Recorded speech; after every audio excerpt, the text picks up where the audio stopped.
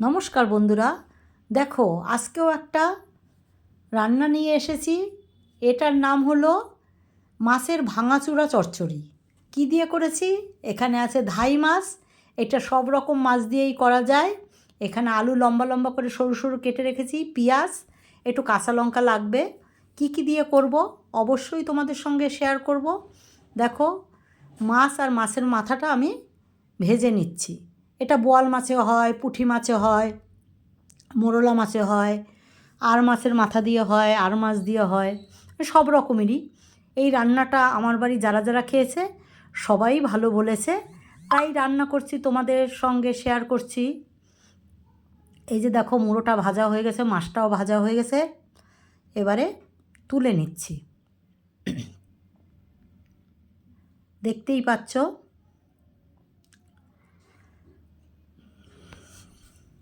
এবারে দিয়ে দেবো কড়াতে কালো জিরে। কালো জিরেটা একটু হবে, তার ভিতরে কাঁচা লঙ্কা আর পেঁয়াজ বেশ একটু বড় বড় করে কেটে, পেঁয়াজটা হালকা ভাজা, খুব একটা ভাজতে হবে না, হালকা ভাজা।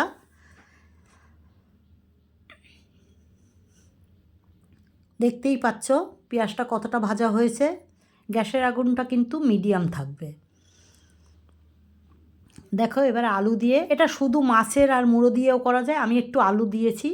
আলুটা আমরা ভালোবাসি তাই আলুটা দিয়েছি। যারা আলুটা দেবে না, না দিয়েও করা যায়।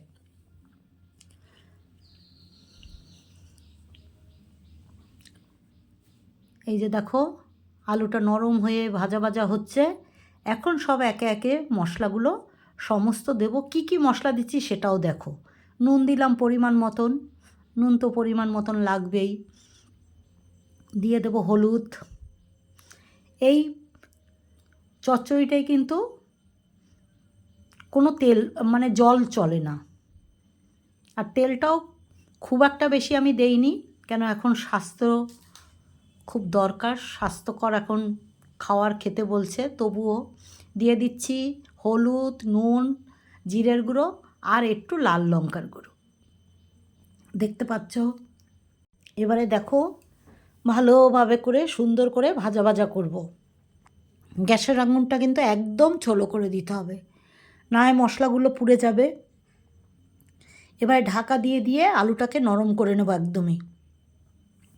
খুব সহজ, কিন্তু ভাতের সঙ্গে খেতে দুর্দান্ত লাগে। এই দেখো, মাছ মুড়ো সব দিয়ে দিয়েছি। এবারে ভেঙে দেবো সব। নাড়তে নাড়তে ভেঙে যাবে সমস্তটাই।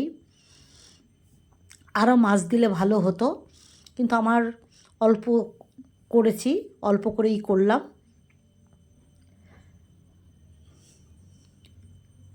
এবারে ভাজা ভাজা, যত সুন্দর ভাজা ভাজা হবে তত সুন্দর খেতে। আমি কিন্তু এক ফোঁটাও জল ব্যবহার করিনি। এটা কিন্তু ঢাকা ঢাকা দিয়ে দিয়ে নরম করতে হবে। আলু, মাছ দেখো ভেঙে গেছে কি সুন্দর। কড়াতে একটুকু লাগবে না, পুরো ছেড়ে যাচ্ছে। দেখতে পাচ্ছ, আলুটাও কিন্তু নরম হয়ে গেছে। তাই এই চচ্চড়িটা কারা কারা করো অবশ্য জানিও। আর আমার রান্নাগুলো যদি ভালো লাগে, লাইক শেয়ার কমেন্ট অবশ্য করো। আর চ্যানেলটাকে একটু সাবস্ক্রাইব করে দিও, অনুরোধ রইল তোমাদের কাছে। আর যদি ভিডিওটা ভালো লাগে, একটু শেয়ার করে সবাইকে দেখার সুযোগ করে দিও।